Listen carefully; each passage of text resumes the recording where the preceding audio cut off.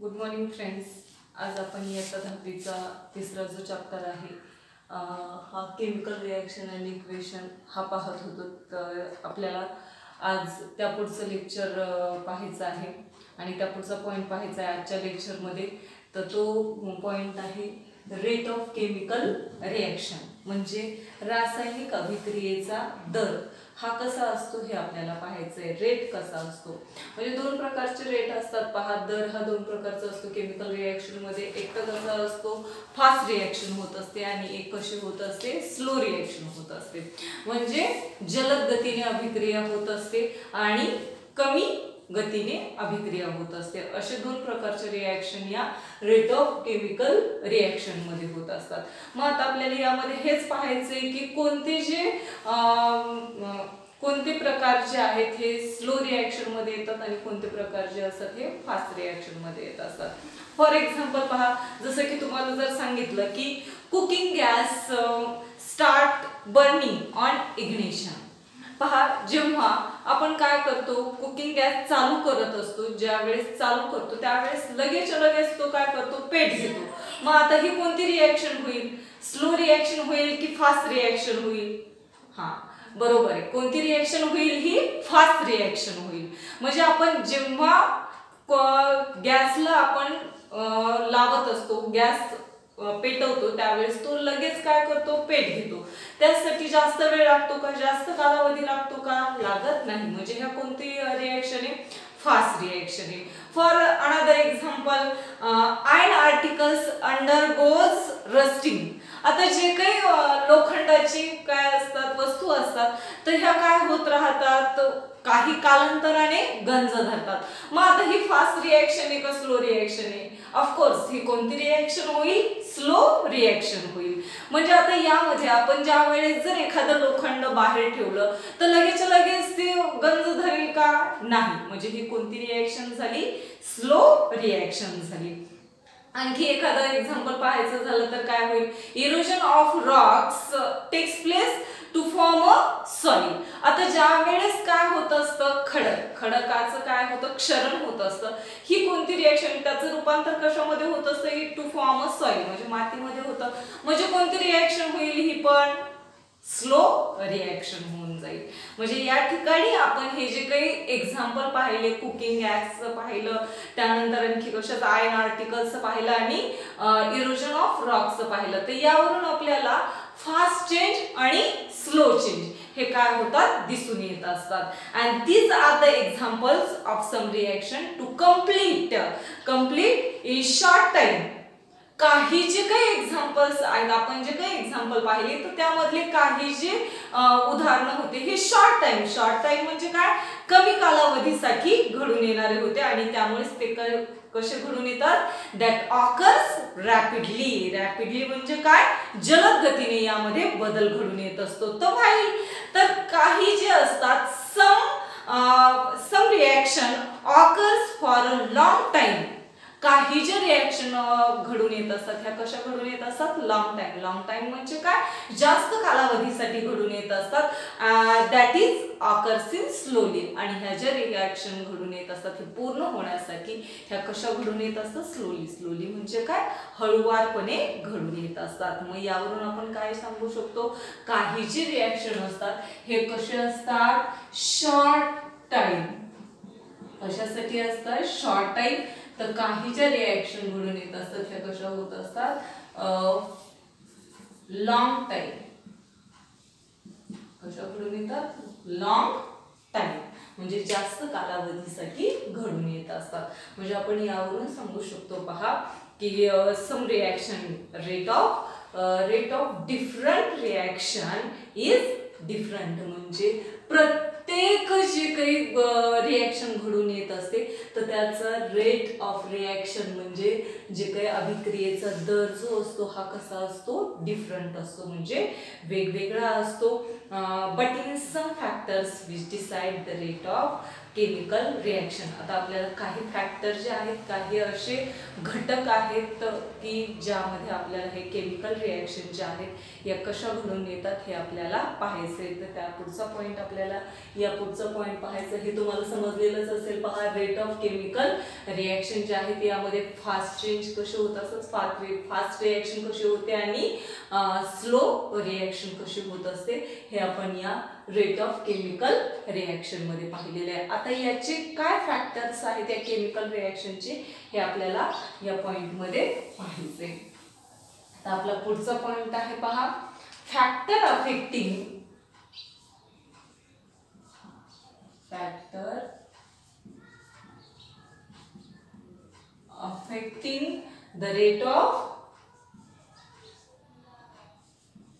the rate of chemical reaction. Okay, आता आपल्याला काय पाहायचं, factor affecting the rate of chemical reaction.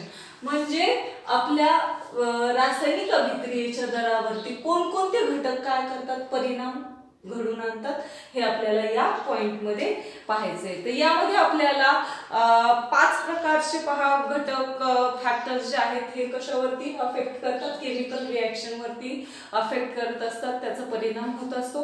तर त्यामधला आपल्याला फर्स्ट पॉइंट पाहायचा आहे, फॅक्टर जो पहिला फॅक्टर आहे तो पाहायचा आहे, तो आहे nature of reactant. Nature of reactants. अभिक्रियाकारकाचं स्वरूप पाहायचंय आपल्याला. नेचर ऑफ रिॲक्टंट म्हणजे काय, अभिक्रियाकारकाचं स्वरूप. आता यामध्ये आपल्याला काय सांगता येईल रे, जसं की जर त्याचं स्वरूप पाहायचं असेल तर aluminium is more reactive than zinc. आपण याच्या अगोदरही पाहिलं होतं की कोणत्या डिस्प्लेसमेंट रिॲक्शन मध्ये पाहिलं होतं आपण की zinc is more reactive and copper is less reactive.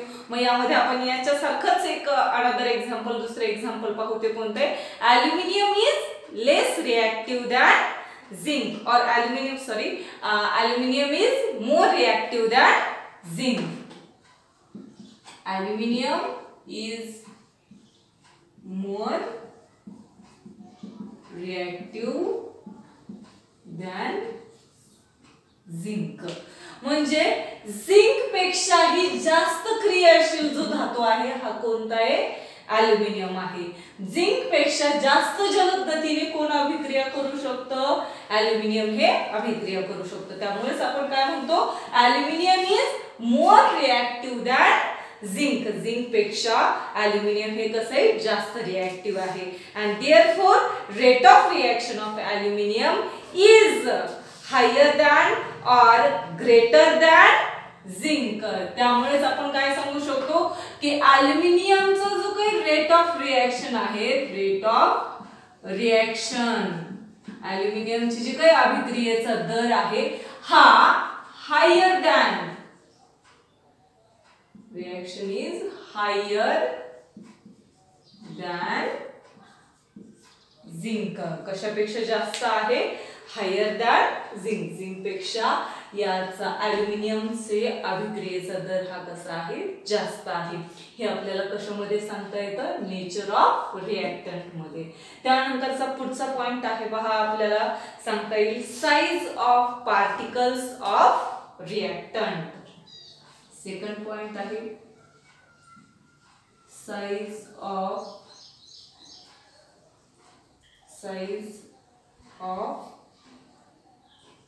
बंद करायचं ना जरा.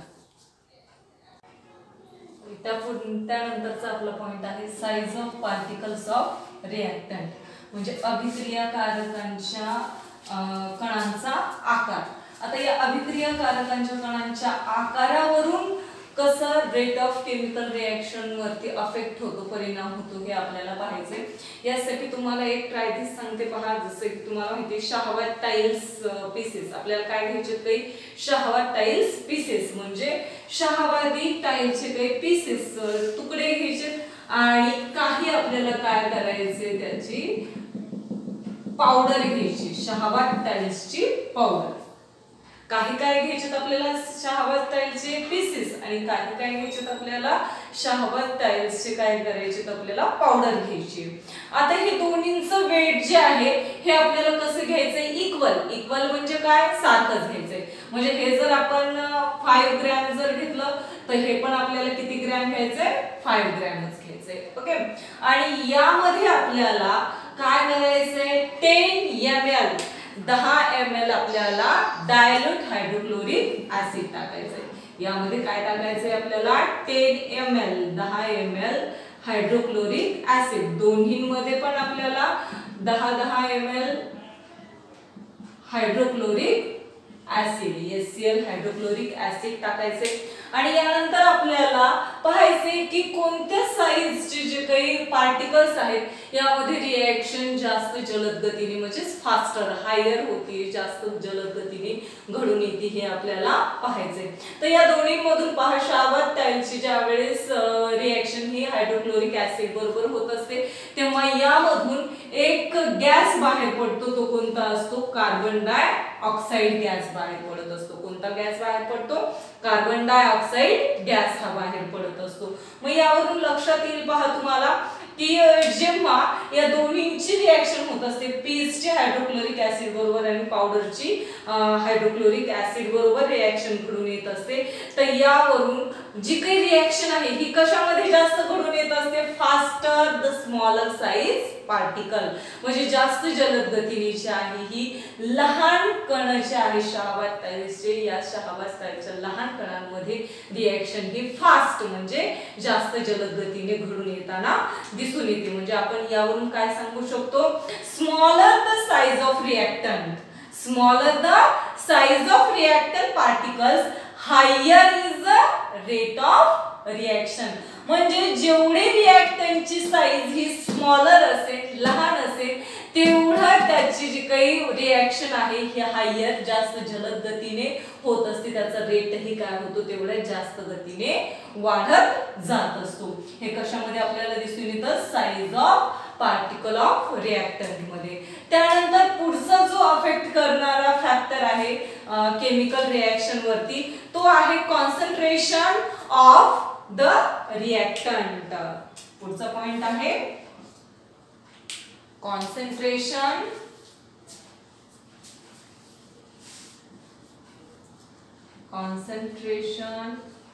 Of the reactant.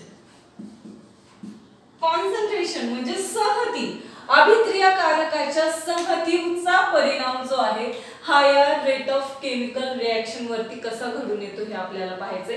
त्यासाठी एक्झाम्पल जर सांगायचं झालं तर पहा, जर आपण डायल्यूट हायड्रोक्लोरिक, आपल्याला काय घ्यायचंय, हायड्रोक्लोरिक ऍसिड घ्यायचंय आणि हायड्रोक्लोरिक ऍसिड जे आहे हे आपल्याला दोन वेगवेगळ्या प्रकारे घ्यायचंय। म्हणजे कोणतं घ्यायचंय, एक डायल्यूट हायड्रोक्लोरिक ऍसिड घ्यायचंय, कोणतं, डायल्यूट हायड्रोक्लोरिक ऍसिड, आणि दुसरं जे हायड्रोक्लोरिक ऍसिड घ्यायचंय हे कोणतं घ्यायचंय, कॉन्सन्ट्रेटेड हायड्रोक्लोरिक ऍसिड। पहा, डायल्यूट म्हणजे काय, विरल हायड्रोक्लोरिक ऍसिड आणि कॉन्सन्ट्रेटेड म्हणजे काय, तीव्र हायड्रोक्लोरिक ऍसिड घ्यायचे। हे दोन वेगवेगळ्या प्रकारचे काय करायचे आपल्याला, कॉन्सन्ट्रेशन घ्यायचे रिएक्टंटचे। मग आपण ज्यावेळेस आता पहिलं जर घेतलं डायल्यूट हायड्रोक्लोरिक ऍसिड घेतलं, याची रिएक्शन ज्यावेळेस कशाबरोबर होत असते, कॅल्शियम कार्बोनेट सोबत होत असते। कशा बरोबर करायची आपल्याला या डायल्यूट हायड्रोक्लोरिक ऍसिडची रिएक्शन, कॉन्सन्ट्रेटेड कॅल्शियम कार्बोनेट सोबत झाल्याच्या नंतर ही रिएक्शन आपल्याला यांच्यामध्ये जी अभिक्रिया घडून येत असते ही कशी होते, स्लोली। कशी घडून येते रिएक्शन ही, स्लोली म्हणजे काय, हळूवारपणे घडून येताना आपल्याला दिसून येते। तर त्याच ठिकाणी जर कॉन्सन्ट्रेटेड हायड्रोक्लोरिक ऍसिड घेतलं आणि त्याची रिएक्शन जर आपण कशा बरोबर केली, याच कॅल्शियम कार्बोनेट सोबत जर केली तर तीच रिॲक्शन जी आहे ही कशी घडून येते, रॅपिडली.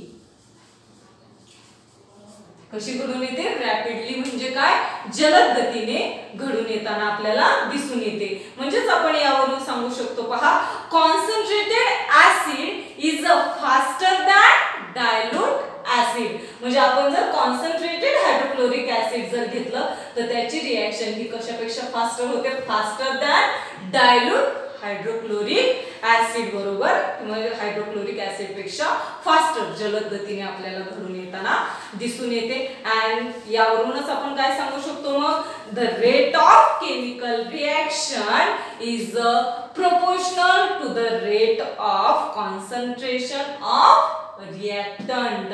कशा बरोबर आहे, rate of chemical reaction is proportional to the concentration of reactant.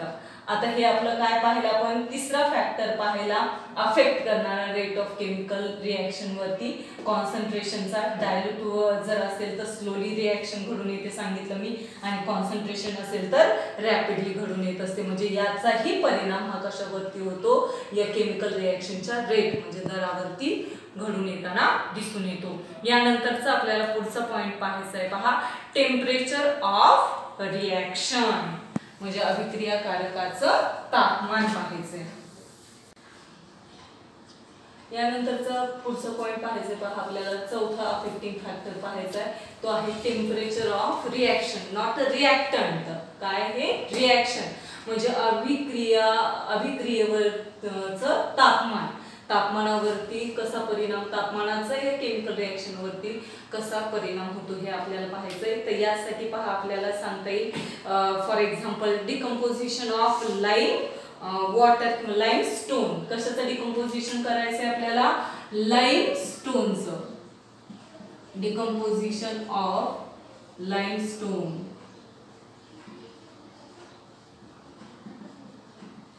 Decomposition of limestone. या लाईमस्टोनचं डिकम्पोजिशन होत असताना आपल्याला या ऍक्टिव्हिटी मध्ये लक्षात येतं पहा, काय घ्यायचं आपल्याला, lime water does not milky on heating.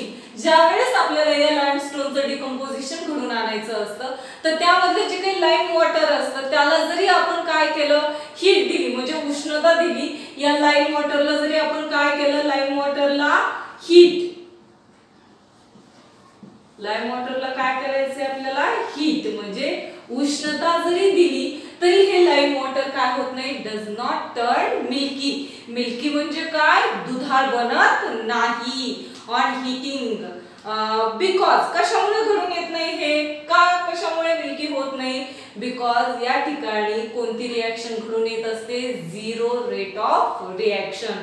कोणती रिॲक्शन घडून येते या ठिकाणी, झिरो रेट ऑफ रिॲक्शन. यामुळे हे लाईम वॉटर जे आहे याला उष्णता जरी दिली तरी सुद्धा हे कसं बनत नाही, मिल्की बनत नाही. यामध्ये कोणती रिॲक्शन घडून येते, zero rate of reaction, zero rate of reaction. मग यावरूनच आपण सांगू शकतो की the rate of reaction increases, the rate of reaction increases on increasing temperature. म्हणजे आपण जसं तापमान काय करत जातो, वाढवत जातो तस तसा केमिकल रिॲक्शन म्हणजे रासायनिक अभिक्रियेचा दर हा पण कसा होत जातो, वाढत जात असतो. हा आपला काय चौथा अफेक्टिंग फॅक्टर आहे रेट ऑफ केमिकल रिॲक्शनचा.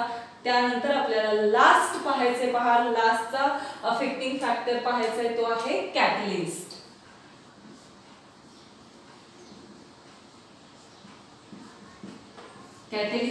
कॅटलिस्ट म्हणजे काय, उत्प्रेरक. आता या ठिकाणी आपल्याला अगोदर कॅटलिस्टची डेफिनेशन माहिती असणं आवश्यक आहे, त्यानंतर आपण एखादं एक्झाम्पल घेऊ कॅटलिस्टचं. तर आपल्याला डेफिनेशन सांगता येते पहा कॅटलिस्टची, the substance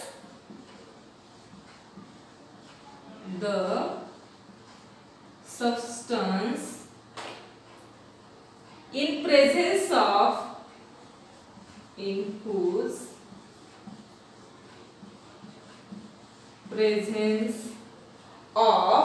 the rate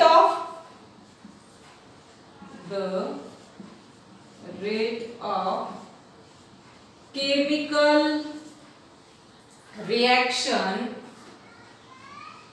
the rate of chemical reaction changes, chemical reaction changes without causing any chemical change, without causing any chemical change is called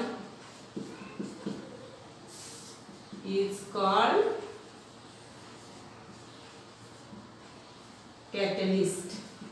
त्याला आपल्याला काय म्हणायचं, कॅटलिस्ट म्हणजे उत्प्रेरक. काय डेफिनेशन कॅटलिस्टची? The substance in whose presence of rate of chemical reaction changes without causing any chemical change to it is called catalyst. म्हणजे ज्या पदार्थामध्ये इन द प्रेझेन्स ऑफ असा पदार्थ की त्याच्या उपस्थितीमुळे rate of chemical reaction changes म्हणजे रासायनिक अभिक्रियेचा दर हा काय होतो, बदलतो. विदाउट कॉजिंग कशावरती परिणाम होत नाही, any chemical changes to it, त्यामध्ये कोणताही त्या रिएक्शन मध्ये कोणताही परिणाम न होता त्या रासायनिक अभिक्रियेचा दर हा काय होतो, चेंज म्हणजे बदलला जातो. त्या सबस्टन्सला, त्या पदार्थाला आपल्याला काय म्हणायचंय, कॅटलिस्ट म्हणजे उत्प्रेरक असे म्हणतात. फॉर एक्झाम्पल, याचं तुम्हाला एक्झाम्पल जर सांगायचं झालं तर आता या कॅटलिस्टचं, तर पहा 2KClO O3 to form 2KCl plus 3O2. पहा आता या ठिकाणी आपण एक एक्झाम्पल घेतलेलं आहे 2KClO3 टू फॉर्म. याला आपण काय केलेली आहे, KClO3 ला हे चिन्ह कशाचं आहे, डेल्टा. डेल्टा म्हणजे आपण हे कशासाठी यूज करतो, हीट साठी. हे आपण रायटिंग केमिकल रिएक्शन मध्ये पाहिलेलं आहे. मग हे डेल्टा जे आहे आपल्याला याला काय करायची, हीट द्यायची. तर त्याचे रूपांतर हे कशामध्ये होतंय, KCl आणि ऑक्सिजन मध्ये झालेले. परंतु या ठिकाणी जे काही मॅग्नेशियम ऑक्साइड आहे, हे मॅग्नेशियम ऑक्साइड जे आहे हे या ठिकाणी काय म्हणून यूज केलेला आहे, त्याचा कॅटलिस्ट म्हणून यूज केलेला आहे. म्हणजे हे फक्त मॅग्नेशियम ऑक्साइड जे आहे हे या रिएक्शन मध्ये भाग न घेता फक्त त्याची काय दर्शवतो, प्रेझेन्स म्हणजे उपस्थिती दर्शवतो. आणि या रिएक्शनचा जो काही रेट आहे, या रिएक्शनचा रेट हा कसा करतो, चेंज म्हणजे बदलवतो. तो रिएक्शन मध्ये भाग घेतोय का, नाही. फक्त तो काय करतोय, त्याचा रेट जे आहे, रेट ऑफ केमिकल चेंज हा काय करतोय, चेंज करतोय, बदलवतोय. तेव्हा त्याला आपल्याला काय म्हणायचंय, कॅटलिस्ट असं म्हणतात. फॉर एक्झाम्पल पहा, ज्या वेळेस तुम्ही काय करत असता, परीक्षा देत असता. परीक्षा देत असताना तुमचा पेपर आणि तुम्ही यामध्ये फक्त तुम्ही काय करता, तुमचा पेपर आणि तुमच्या मध्येच रिएक्शन चालू असते. परंतु त्या ठिकाणी फक्त तुमचे शिक्षक काय करत असतात, उपस्थिती दर्शवत असतात. ते तुमच्या पेपर लिहून देत असतात का, नाही. म्हणजे हे या ठिकाणी फक्त शिक्षक काय करतात, प्रेझेन्स. फक्त तुमच्या लिहिण्याचं जे काही रेट असतो, दर असतो, तो काय करतात, बदलवण्याचा प्रयत्न करत असतात. तुम्हाला मनाने लिहिण्यासाठी ते फक्त काय असतात, उपस्थित असतात. ते स्वतःहून त्यामध्ये भाग घेत नाही. म्हणजे ते तुमचे शिक्षक काय झाले, त्या ठिकाणी कॅटलिस्ट झाले आणि तुमची अभिक्रिया ही तुमचा पेपर आणि तुमच्यामध्ये घडून येत असते. मग हे याच प्रकारे काय होत असतं, ही जी काही रिएक्शन होतीये तर यामध्ये जो मॅग्नीज ऑक्साइड आहे हा फक्त काय म्हणून दाखवतो, कॅटलिस्ट म्हणजे प्रेझेन्स, त्या रिएक्शन मध्ये उपस्थिती दाखवत असतो. यामुळे याला आपल्याला काय म्हणायचंय, कॅटलिस्ट असं म्हणतात. ही डेफिनेशन आणि त्याचं एक्झाम्पल तुमच्या लक्षात आलं असेल. यानंतर हे आपले काय आहेत, 5 जे आपण काय पाहिलेत फॅक्टर्स पाहिलेले, ते एकदा तुम्हाला शॉर्ट मध्ये सांगते. तुम्हाला 2 मार्काला ही क्वेश्चन विचारू शकतात की which are the factors affecting the rate of chemical reaction. मग हे आपण एकदा फॅक्टर्स जे आहेत हे शॉर्ट मध्ये तुम्हाला 5 फॅक्टर सांगते, म्हणजे तुमच्या लक्षात येईल कोणकोणते आहेत. फर्स्ट जो आपण 5 फॅक्टर्स कोणते ते आपण पाहू. फर्स्ट जो आहे तो आहे नेचर ऑफ रिएक्टंट. सेकंड जो आपण फॅक्टर पाहिलेला आहे तो आहे size of particles of reactant. Size of particles of reactants. Third जो आपण फॅक्टर पाहिलेला आहे concentration of reactant. Concentration of reactants. Fourth जो पॉइंट आहे temperature of reaction. Temperature of reaction. आणि फिफ्थ जो पॉइंट आपण पाहिला होता तो कोणता आहे catalyst. These are the 5 factors affecting the rate of chemical reaction. Then another point is oxidation and reduction.